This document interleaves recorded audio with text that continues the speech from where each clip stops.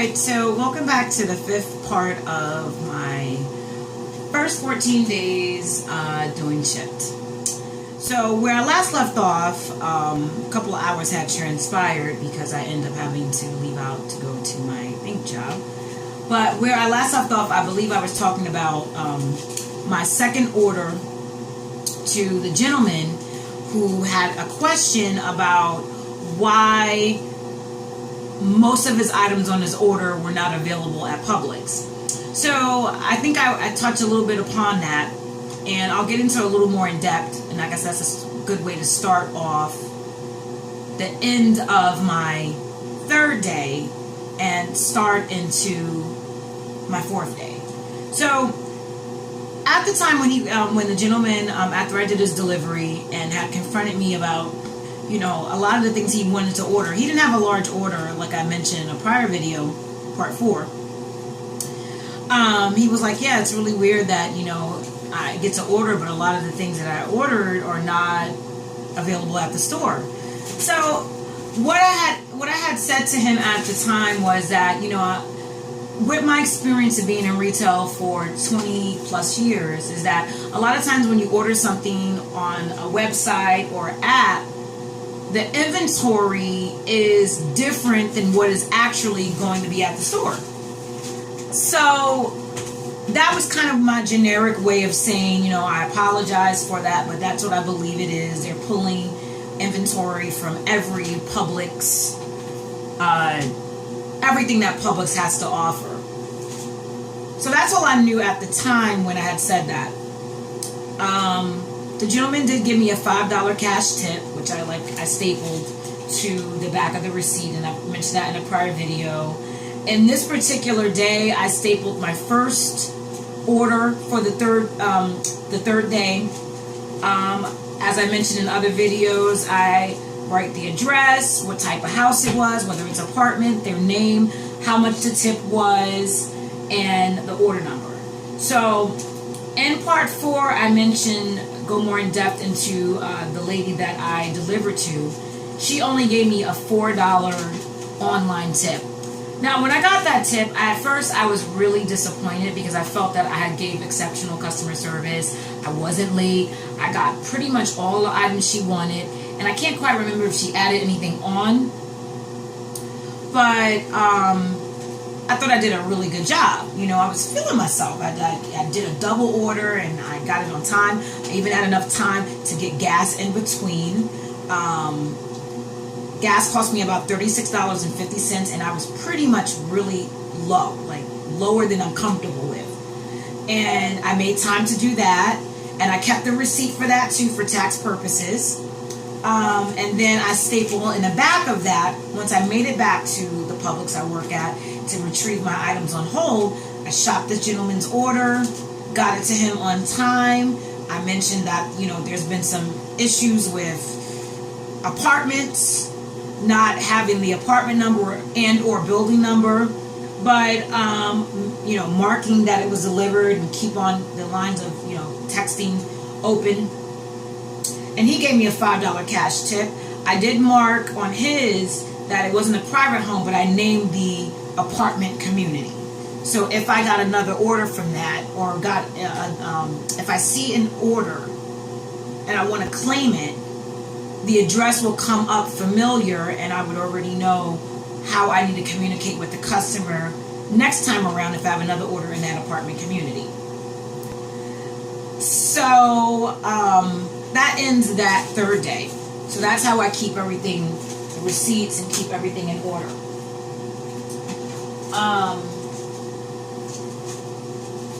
The other thing is that I bought this little envelope a long time ago, and I'm keeping all of my receipts in here based upon how many days that I work, and I actually keep the SHIPT credit card in here as well, so I always have it with me and it looks inconspicuous. And I keep whatever receipts I haven't like already filed together. So I'm about to move my third day to the back where I had it originally. So Third day went rather well. At least I got tips for both of them. Weren't high tips, $4. Kind of shocked. $5. It's okay, you know. I feel like a $5 tip minimum a ship shopper should at least get, you know. But, you know, that's neither here or there. So the other day was my 4th day, and I only did 2 orders that day as well. And what was great about this particular order on my 4th day, as I try to grab my reading glasses, I knew about the order ahead of time. I got a prompt that evening after I had already finished for the day, and I got the order for the next morning ahead of time. So this is the first time I ever got that, and I was really excited. I'm like, oh, you can get orders a day before the delivery. So it allowed me to, of course I claimed it because I never had I only had a morning order on my first day, and this would be my second morning order. So I was like, oh great, I can get in an order before I have to go out to work. I have plenty of time to get to work, and maybe I can do some morning errands. So it ended up being great. So what I did this particular time, when I got the order, I got to view the items in the order. Really, really easy order, and let me tell you why. Even though it was a total of 11 items in the order, there were only one type of item. It was for a sparkling water, really popular brand sparkling water. And they did want several different flavors. They wanted 2 flavors, and they had a special request for a 3rd flavor. So I was like, oh, perfect. I know it's only one area I need to go of the store, only one aisle. I just hope that they have all the amounts that they want. So when I got to the store, I should have got to the store around 9, but I knew that the order was really easy, and all I really will have to worry about in terms of is quantity and if they want to substitute a flavor. So I got to the store probably around 9:30. And I really should have got there 9. I checked out around 9:51.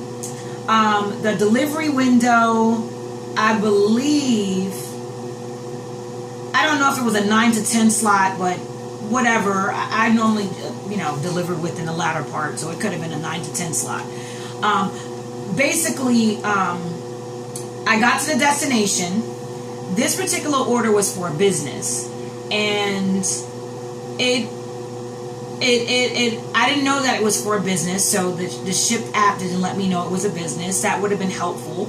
When I was texting whoever had the telephone number that was listed to text on there, wasn't even the person that placed the order.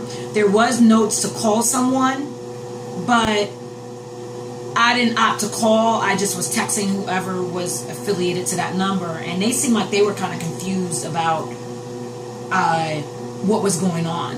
One of the items on the order was a special request for a certain flavor, and they were like, oh, we normally don't get that kind of flavor. We only get this and this. And I was like, well, on the order, someone put this flavor on here. Can you just make sure that that's not what you need? Oh, let me wait, let me find out. So a lot of the time I had to wait until the person got back to me. What I should have really did is just called the other number, but this is my 4th day in. I didn't know whether you should call someone or not. So I didn't really have a question. I was just letting them know, because it says call if you have any questions. I didn't have a question. The thing was just letting them know that they have this particular flavor in 5, and this flavor they have it in 6, and the special request they didn't have it, and then come to find out they did have it, and it ended up being that they didn't even want it. So I had to end up removing it. Checked out. Checkout was easy. Let them know I'm on my way. Get to the destination. Google Maps navigates me there, but doesn't let me know that it's for a business. So I actually turned too early into a business, and I'm sitting in the parking lot and not really sure if this is it or not. So I end up texting. Finally, the person that I've been texting was like, oh, you probably should just call this person. So I call the person, and I try to get clarity. I said, look, you know, I'm in the parking lot, but I'm not sure if this is your parking lot or not. Come to find out, it's a parking lot next to them. So I end up leaving, pulling out, driving around. I already hit delivered by then because the order would have been late. She tells me to drive around and park. I drove around this little small business, every parking spot was already filled up, and the only parking spots that were available were 2 handicap. I wasn't about to park in a handicap because I'm not handicapped, and I'm a person that follows laws and rules. So I drive around, I finally find a parking spot. I finally call her and I let her know that I'm here. Is this your location? Is it a business? She's talking, but then all of a sudden she gets really snippy with me. Well, I'm trying to tell you what to do to make it easier for you. And I said, so at that point I shut up and let her talk. So I said, ma'am, the only question I want to know is that, am I entering your building from the front, the back, or the side door where I'm parked at? Now, mind you, this is 11 cases of sparkling water. I think 12 come per case. It's not a small order. It's a lot that I got to carry. So before I make a trip, I want to know where I'm going. So I let her talk, even though I'm peeved. And I hung up, and the direction she was telling me just to park my car in front of the back, entrance. And it's too narrow for me to park my vehicle because cars that are oncoming traffic got to pass through that area. And I don't think that's a safe area for me to park my vehicle in case someone hits me. So I stayed in my parking spot, took my reusable bags, bagged up as many as I could. I think I took about 6 at a time. 2 in each reusable bag and 2 in my hand. I walk around to the back, because this is the side entrance I'm parked at. Walk around to the back. She's looking the other direction, waiting for my car to come around the way she told me. I'm walking up. She's not very nice. I said, thank you for getting the door, or something like that. And she doesn't really say anything. Kind of rude, as she was on the phone. I put the items down neatly, and she was like, well, you could have parked in a handicap. I said, no, I didn't want to park in a handicap because I like to abide laws. And I said I didn't also want to park here because I didn't want someone to hit my vehicle. So I positioned her things, stack them real nice and neat, leave back out, and I said, I'll be right back. She said, I'm sure you will. So I go back out, I grab the other 5, 2 more reusable bags, and 1 in my hand, and I had a free hand to open up the door because she didn't hold the door for me for the second trip. So I'm thinking like, wow, this lady's being really rude to me, and I'm like, wow, I'm just trying to do a good order and communicate, but she was just really nasty to me. So I'm kind of, in this case, glad that I made a notation of the address, that it's a business, the name of the business, whose names that are associated, and the fact that they gave me no tip, even though I carried 11 heavy like items. And I put the order number down. So that was one of my worst experiences on how a customer treated me so rudely. So at least the other reason why I notated is so I can at least know that I personally, as a shopper, would not want to shop this particular location again, just based upon my experience. It's a really easy order, but I almost can understand why everyone probably didn't want it because of the experience. It was the only business I've ever delivered to, but I would have to say out of everyone, she was the rudest. So I have my notations. And as of today, I still haven't got a tip. And maybe because it's a business, maybe it'll take time, but I'm keeping in my mental Rolodex how I was treated by this individual. So after I left that was my 4th day. Is it my 4th day? First, second, third, yeah, my 4th day. And so far, another bad experience. But what made it good was that it was an early order. It was an easy order. It wasn't that far from where I live, and wasn't that far from where I wanted to do errands. So after I left out of there, I went to 2 banks. I did banking at credit union I'm at, and I went to a SunTrust bank where it's not where I work, but it was where I bank at. and took care of some things. And after I was done with that, made it my way on to my bank job where I work.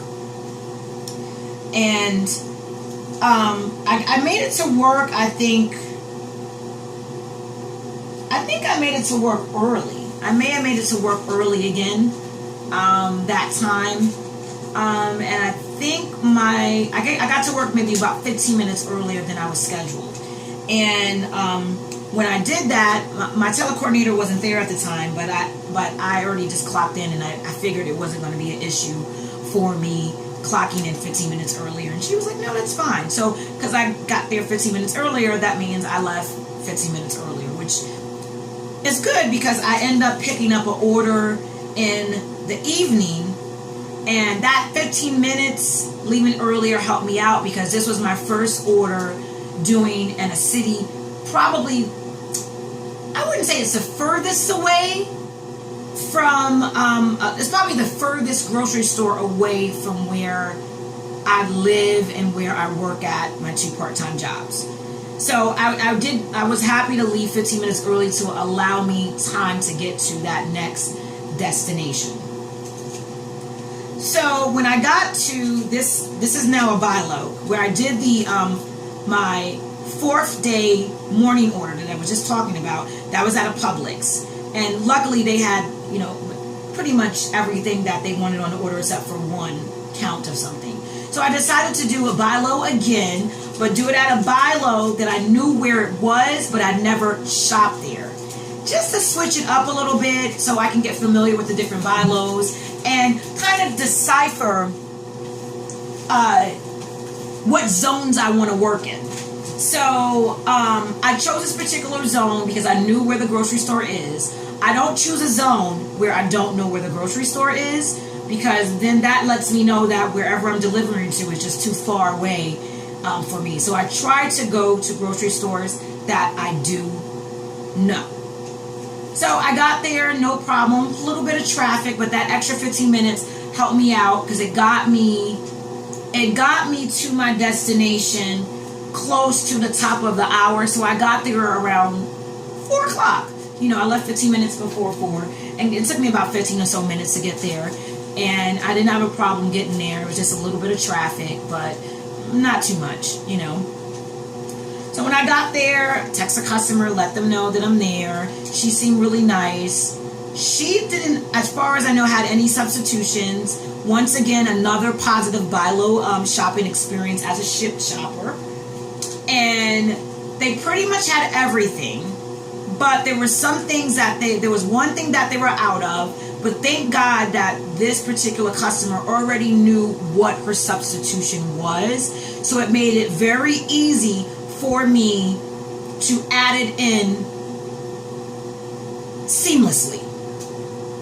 So she was really easy to work with. Now in this order, she only had a total of 23 items. So it's not a large order or a really small order, but she was very sweet. She didn't add anything on while I got there, which made it easier. And whatever they were out of, she already had a decision whether she wanted to substitute or she already knew her substitutions, and that made it so easy to shop. So I finished her order. Her order was, I left out of there at 5:24, and I think her order was either the 5 to 6 slot or the 6 to 7 slot, but I was doing really good in terms of time. Left out of there, didn't know where I was going, but Google Maps guided me, did a good job in guiding me to the destination. Didn't feel really scared. Another beautiful driving trip or excursion I was going on, and I was really excited, and that shopping trip went rather smoothly.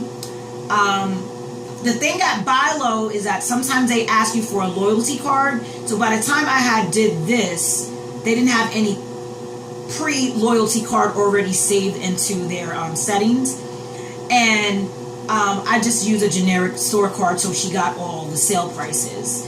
And you know, I got to the destination. I had no issues. It was no traffic because I actually set on my Google Maps no highways, no tolls, no whatever on it. So it takes me the nice scenic route without dealing with all of that kind of stuff. So I'm going to finish up my part, I guess this is part 5 of my video, and I'm going to continue on the remainder of this day and how that turned out. Please stay tuned.